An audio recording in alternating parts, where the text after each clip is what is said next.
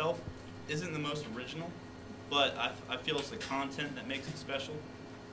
Because what I decided was that all the classic games back from Pac-Man and Frogger, those are still around now. I mean, they're still probably as popular as ever. And I figured the easiest style of gameplay would probably last a long time. And that's exactly what I got here with Fred. And the whole idea was Fred's supposed to collect as many good items, good produce, good food items compared to all the bad ones, as well as avoiding the bad guys.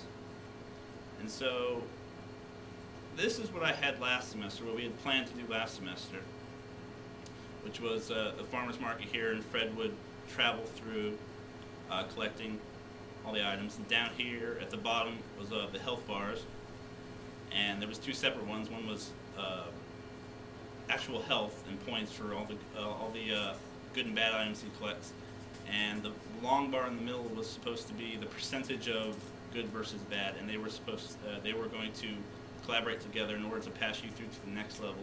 And at the top, I was going to have a money bar, so every item costs a certain amount of money, and once you ran out, you had to keep playing until you got more money, and so on.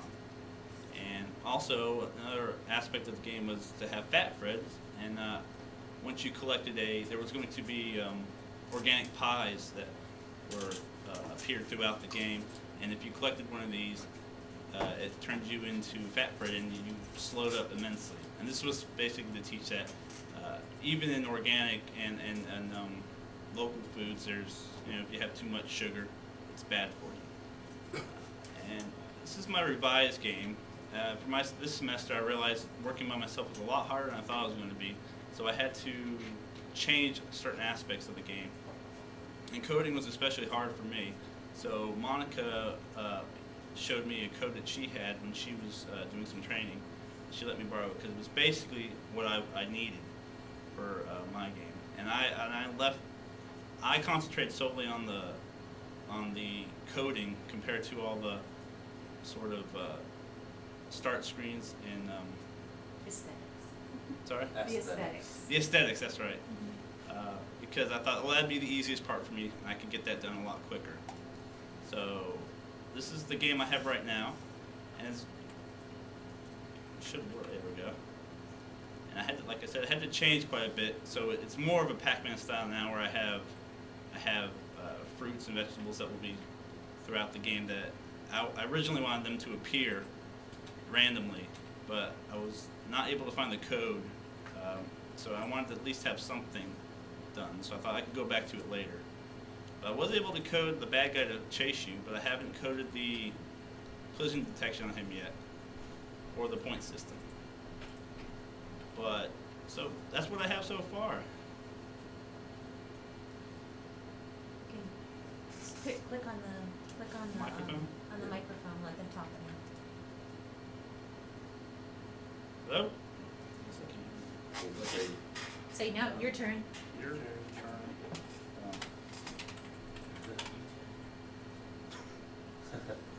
Where you at? Where you at?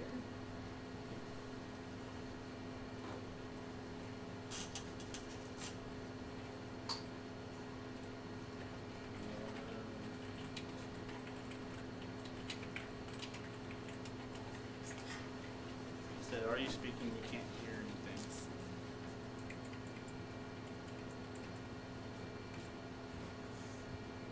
Okay.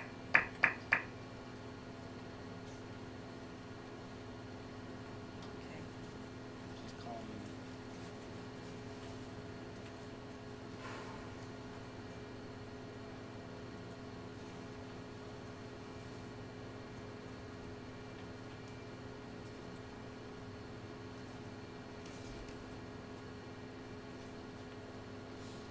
Tell them to try one more time. Try speaking one more time.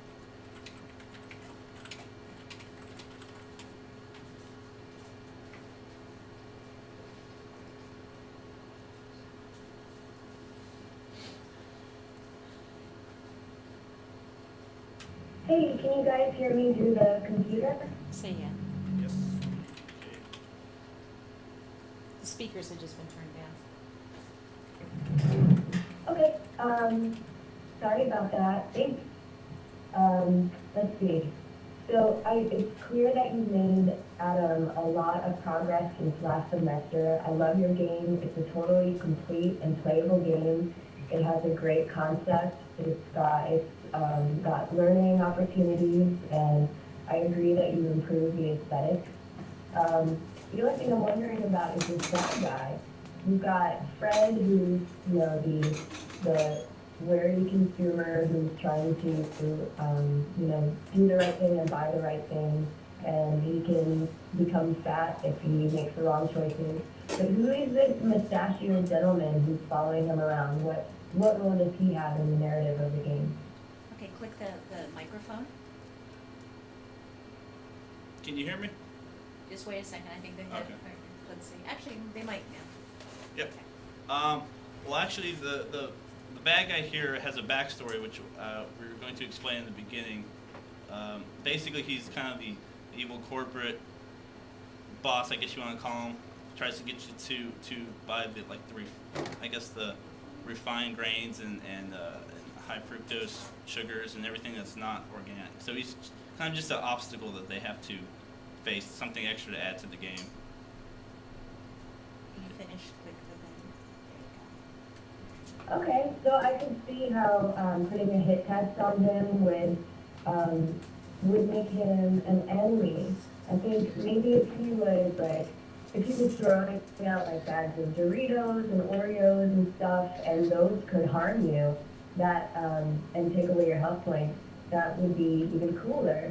Sounds like you had a little bit of trouble with adding random placement of symbols and random movement, but that's something that would be maybe something to add, and then next conception of the game, or if you had more time to work on it.